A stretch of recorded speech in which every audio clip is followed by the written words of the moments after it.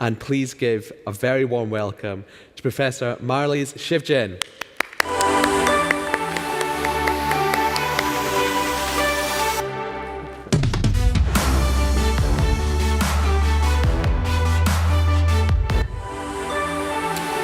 Hello, thank you and welcome, and it's a pleasure seeing you all here. I'm indeed Marlies Schijven, and I've been so delightfully introduced. Thank you very much. So I'm going to talk about how gaming can improve healthcare. The question to me was, can gaming improve healthcare? And I think it's always vital to start with the why. Most of you, I hope, know this person. If not, it's a challenge to find him. But it's Simon Sinek. You can find him on YouTube, and he has an excellent presentations on why to start with the why if you are thinking about solving problems. Why would you want to train OR staff, that's my profession, surgery, using games or VR simulation? Why would you want to do that? Would you want to do it because you think there's a better retention, because it's simply fun, or because you want to learn them how to deal with the unexpected? Of course, you don't want people having in the OR not being prepared. The inconvenient truth, however, is that over 30% of surgeons cannot operate independently after their residency. Millions have gone into us to become a surgeon, and 1 out of 3 is not able to perform independently. That's kind of mind-boggling. Another journal published this article on bariatric surgery. Bariatric surgeons had mortality rates 5 times higher than their higher skilled counterparts.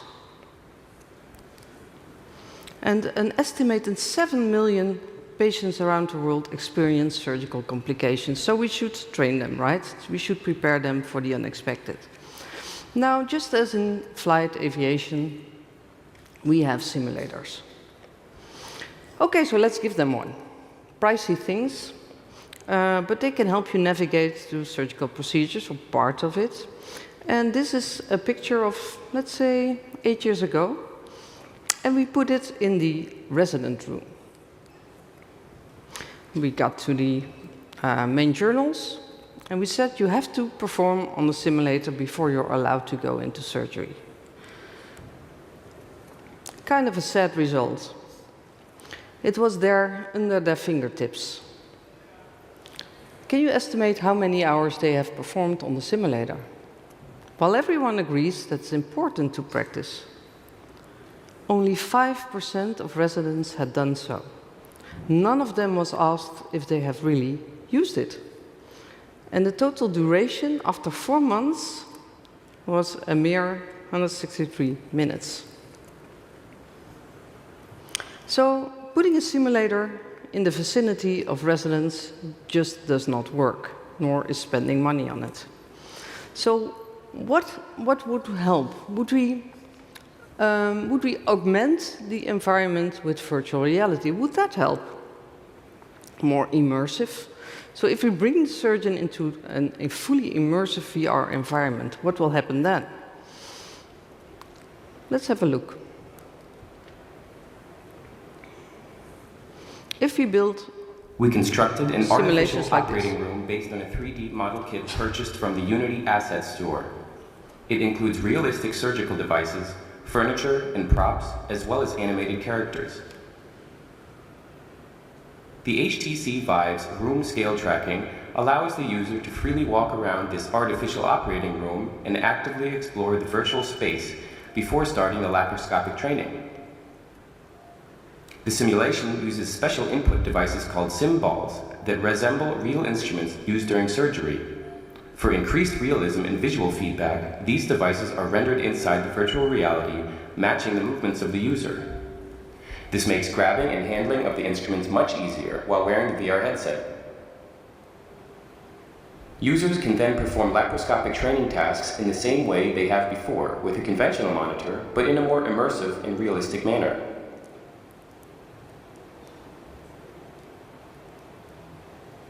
A generic laparoscopic surgery was recreated in a real operating room and recorded with a 360-degree camera, the Samsung Gear 360.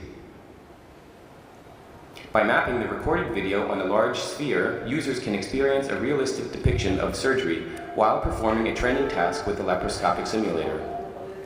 The user can look in any direction and may observe the actions of the other medical staff typically performed during surgery, like this nurse handing over a piece of equipment, for example.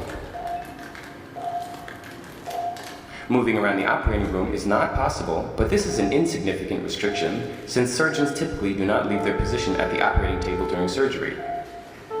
The user can also hear recorded sounds and noises and may listen to the conversations of the surrounding medical staff.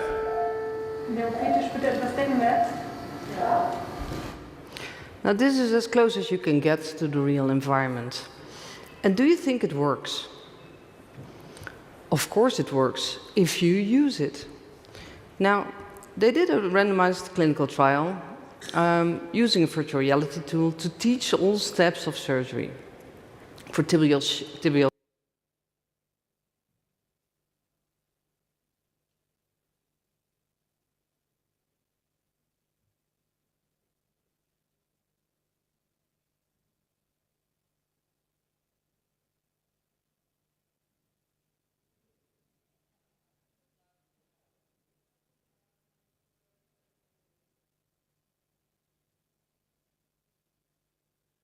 Sounds completely gone. Oh, there we go. There we go. There we go. Short intermezzo. But if you use virtual reality tools to train people, they get better. They get much better. They complete stops better. But augmented or not, it's still a simulator at risk of not being used. If you put people towards the simulator, they will get better. But just placing such a thing in whatever environment is bound to catch dust. Now, the million-dollar question is, how is something that has shown to be effective in science, can it be really valid if it's not used? Of course not. So how can we make sure that people are going to use stuff which they know they get better and which they say it's fun to use? We have to unlearn teaching. Teaching is no fun. No one likes to be taught or do homework. So, if I show you this picture, what do you see? Anyone, what do you see? You see people gaming. And if you game, you cannot have a facial expression without emotion. That means your brain is triggered in the area where emotions evoke, and that is close to the area where retention or input from memory is. So if you have fun, if you evoke emotions, good or bad, you will remember. And that goes for everyone, at every age. Einstein already said it, play is the highest form of research. And we should not mimic it down. Play is a very important thing, we just tend to call it differently when we age. This is a book I can recommend if you want to go deeper into this. It's of Jay McConnell. It's a little bit older book, but the relevance is still there. And it's important to know that the average young person in the United States, I don't believe it's much different here, racks up over 10,000 hours of gaming by the age of 21. That's as much as they are in the classroom.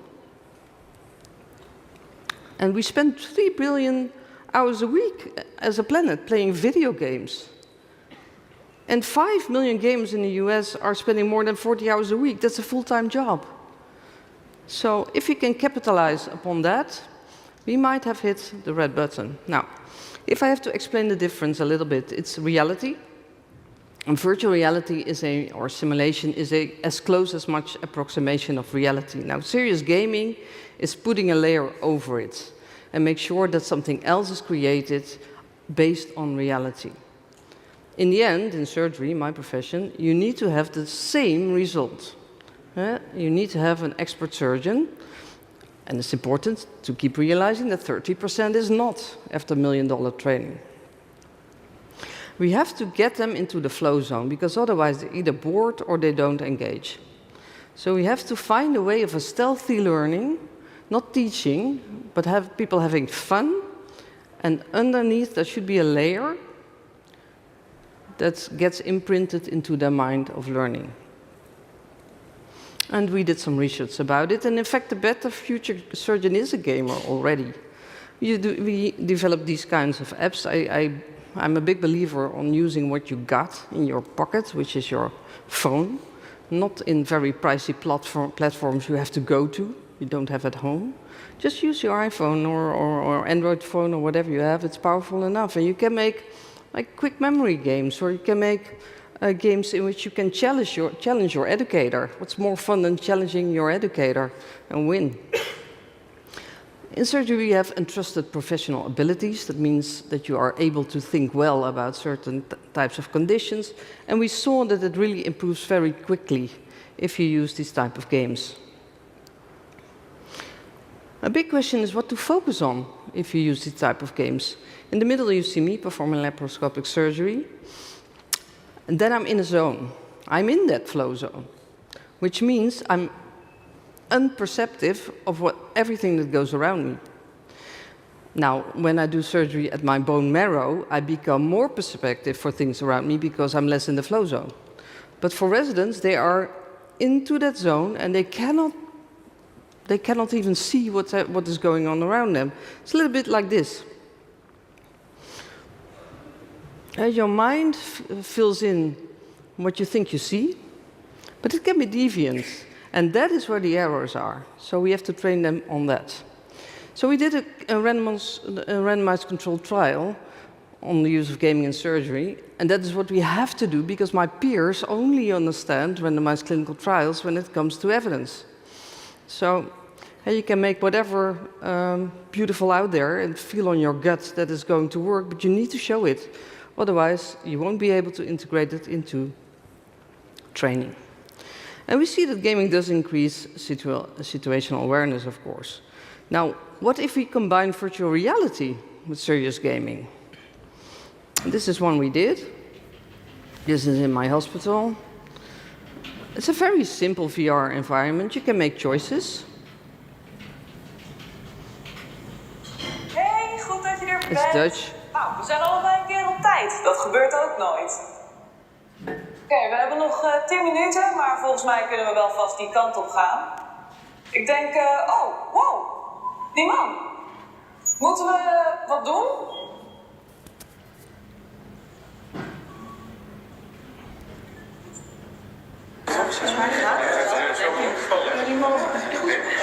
So basically you choose your scenarios and you can make all kinds of trees behind it. And we made it like an explorer journey through the hospital. It's a very big hospital, Amsterdam UC. So they were able to do their resuscitation training according to protocol and get to know the hospital, which is fun if you're there for the first day. And you have to do a resuscitation training even if you're the cook in the hospital. So that makes sense. And it's freely available. Now, how does all that research on gaming translate into practice? And I think this is an excellent example. Wetenschappers waren al meer dan 10 jaar bezig met een zoektocht naar de genezing van HIV. Tot een van hen er een online computerspel van maakte. Door de kracht van gamers wereldwijd te bundelen, kraakten ze al binnen 10 dagen een belangrijk deel van de moleculaire code. En is de genezing van HIV weer een stuk dichterbij. I think that is a mind-boggling example. If you realize that scientists have been puzzling for 10 years to find a piece of a genome, and you gave it as a puzzle to the gaming community, which are so many people out there, so many mind force you can use, they were able to solve it in 10 days. Of course, they don't understand what they puzzle with, but they don't need to. So I think that's a very good way of, flipping your thoughts on how we can use the normal human brain to solve questions in healthcare. This is another one. Borderland is using millions of gamers to help map the human gut. That's something you cannot really do well with AI. You have to have the human eye as a cross-match. Why not use gamers? and how video games could be used to generate AI training data. That's what we're moving into now, generative AI. If you go to one of the biggest websites on this, it's about patients donating their data for games.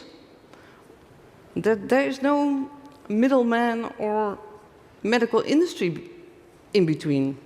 You can just donate your data. Now, how do we go from serious gaming towards gamification? There's a cross-match here. One thing is games, the other thing is gamification, which is not the same. Gamification is using game technology principles and thought to learn people something. Now, when you start laparoscopic surgery, you need to master your equipment, which is rather complex. And you get PDFs, and you do a test or an e-learning, and then they cannot do it. Basically, they can pass the test, but they cannot do it. If they have the physical stack in front of them, they cannot do it. So what I did, I trained my residents, and I told, this is the terrible tower. You have to find the fuck-ups in the machinery. Deliberately, I made errors. And I made groups of the residents to say, go find the errors. And this was hilarious, because they cannot really find it. So it's the terrible tower. And we made rotations. And on the fourth tower, they were asked to make fuck-ups for the next group. They still remember those fuck-ups. They don't remember anything about the e-learnings. And that's fun. Now another one. If they have to perform surgery, they have to select what things they need. Tools, basically. Why not relate it to MasterChef? A concept where you have to find your things to start cooking something. So we did MasterChef. And I asked them, take only what you need. We put them on the stress, heavy beat, got 1 minute to select whatever you need. If you select the wrong things, you get points deducted. If you get the good things, you get... And, you know, this is a way that is not traditional training, but they put bone saws on the table for doing a laparoscopic cholecystectomy. You don't need a bone saw to get in someone's abdomen. But under stress, they make those mistakes. If they do it in the OR, it will cost you about 450 euros because of the unwrapping of the things. Not to mention Green Deal. Now, I'll take you a little bit further. What concept of learning is this? There will be someone who knows it. It's nudging. It's driving people into behavior which they don't even realize. Gamification is a concept for marketing. Its premise is also very simple. Behavior is determined by rewards and punishments, and right associations are associated with rewards, and the rest with punishments, ranging from deduction to feeling stupid. Now, nudging is a concept much used in economics, really. And it's very simple. Learning occurs when the user makes informed choices. Users evaluate their options. Should I put it in a normal dustbin, or should I do a basket jump? And they prefer to do the things that are fun. So if you use nudging, that's fun. This is the elevator doors in our hospital. Someone thought of let's wrap the elevator doors with a poster of the stairs. This is not going to help people take the stairs. This is not nudging. This is.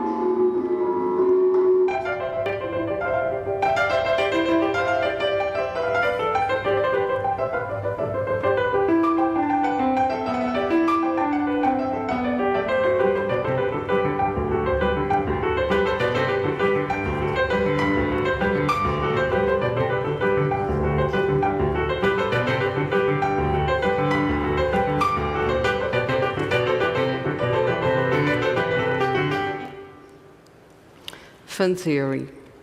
You have to know the rules of the game, and then you have to play it just a little bit better than everyone else. And that's my message.